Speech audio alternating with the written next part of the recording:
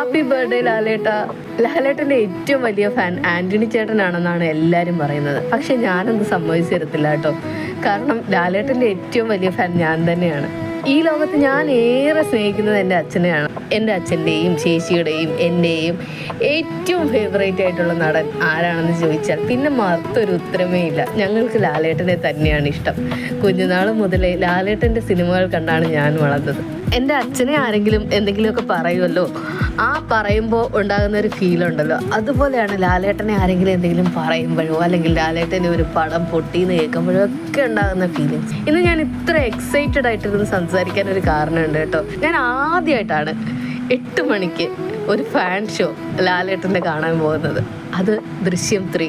ഒരാളുടെ റിവ്യൂ കേൾക്കാതെ ഭയങ്കര എക്സൈറ്റ്മെൻറ്റോടുകൂടി, എക്സൈറ്റ്മെൻറ്റിനേക്കാൾ കൂടുതൽ ഒരുപാട് ടെൻഷനോട് കൂടിയാണ് ഈ മൂവി കാണാൻ ഞാൻ രാവിലെ പോയത്. ഇന്നലെ മുതലേ ഒരു ടെൻഷൻ ഉണ്ടായിരുന്നു, എങ്ങനെയായിരിക്കും നമ്മുടെ ഈ മൂവിന്ന്. ദൃശ്യം ഒറ്റ വാക്കിൽ പറയാം, പൊളി, സൂപ്പർ. നമ്മുടെ ലാലേട്ടൻ തകർത്തഭിനയിച്ചു.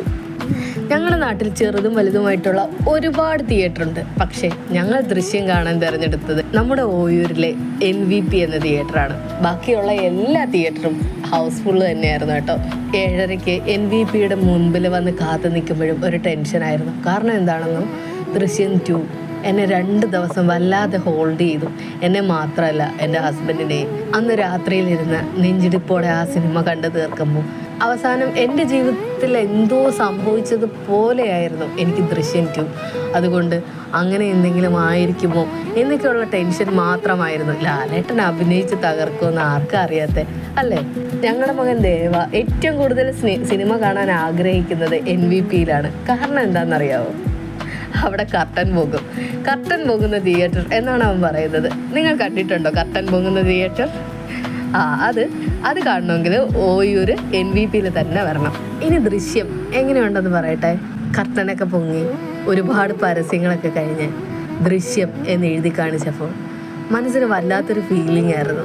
ഈ പടം 1 ഹിറ്റ് ആവണം എന്ന് ഞാൻ ആഗ്രഹിക്കുന്നു. അതുകൊണ്ട് ഇതിലെ ഒരു കാര്യങ്ങളും പുറത്തു വിടാൻ ഞാൻ ആഗ്രഹിക്കുന്നില്ല.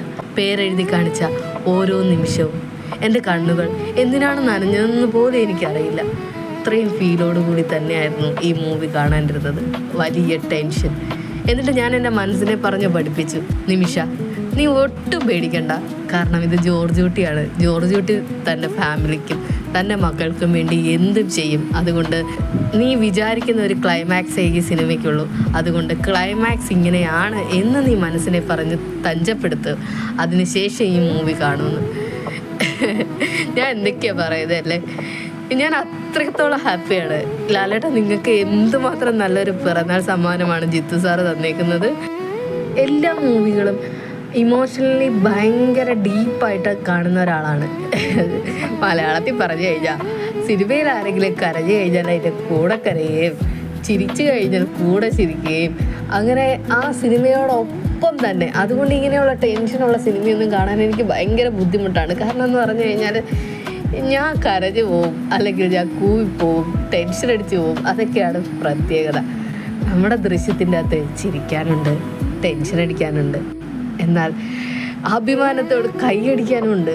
എനിക്ക് ഏറ്റവും കൂടുതൽ ഫാൻ ഷോയിൽ ചെന്നപ്പോഴേ എനിക്ക് ഏറ്റവും കൂടുതൽ സന്തോഷം തോന്നിയൊരു കാര്യം എന്താണെന്ന് അറിയാമോ? എനിക്ക് മനസ്സറിഞ്ഞ് കൈയടിച്ച് സിനിമ കാണാൻ പറ്റി. സാധാരണ ഞങ്ങൾ ഫാൻ ഷോ ഒന്നുമല്ല, സാധാ ഇതിലായിരിക്കും. അപ്പോൾ ഏതെങ്കിലും ഒരു നല്ല സീൻ കാണുമ്പോൾ കൈയടിക്കുമ്പോൾ പിന്നെ എനിക്ക് നാണക്കേടാണ്. എൻ്റെ ദൈവമേ, അപ്പുറത്തും ഇപ്പുറത്തുമുള്ള ആൾക്കാരൊക്കെ ശ്രദ്ധിക്കുന്നുണ്ടല്ലോ. പക്ഷേ അങ്ങനെ ഒരു ചിന്തയില്ലാതെ ഞാൻ കൈയടിക്കുന്നതിനും ഉച്ചത്തിൽ കൈയടിക്കുന്ന ഒരുപാട് ആൾക്കാരുടെ കൂടെ ഇരുന്ന് സിനിമ കാണാൻ പറ്റി എന്നുള്ളത് വേറൊരു സന്തോഷം. ഇതിലെ ഓരോ കഥാപാത്രങ്ങൾ നമ്മളിനി അവർക്കൊന്നും സർട്ടിഫിക്കറ്റ് കൊടുക്കേണ്ട കാര്യമില്ല. പക്ഷേ ഏറ്റവും സൂപ്പറായിട്ട് തന്നെ എല്ലാവരും അഭിനയിച്ചു. ഞാൻ ഈ ഒരു സിനിമയുടെ ഒരു കാര്യങ്ങളും സ്പോയിൽ ചെയ്യാൻ ആഗ്രഹിക്കുന്നില്ല. പക്ഷെ നിങ്ങൾ കുടുംബത്തോട് കൂടി തന്നെ ഈ മൂവി പോയി കാണുക. നിങ്ങൾക്ക് എല്ലാവർക്കും ഇഷ്ടപ്പെടും. എനിക്ക് ഏറ്റവും കൂടുതൽ ഇഷ്ടപ്പെട്ടു. അവസാനമായിട്ട് ഒരിക്കൽ കൂടെ പറയുകയാണ്, ഹാപ്പി ബർത്ത്ഡേ ലാലേട്ട. ഇങ്ങനെ ഒരുപാട് നല്ല നല്ല പടങ്ങൾ ഞങ്ങൾക്ക് വേണ്ടി ഇനിയും സമ്മാനിക്കാൻ സർവേശ്വരൻ താങ്കൾക്ക് ഒരുപാട് ആയുസ് തരട്ടെ എന്ന് ആത്മാർത്ഥമായിട്ട് ആഗ്രഹിച്ചുകൊണ്ട് ഒരു കുഞ്ഞു ഫാൻ, നിമിഷ രാമചന്ദ്രൻ.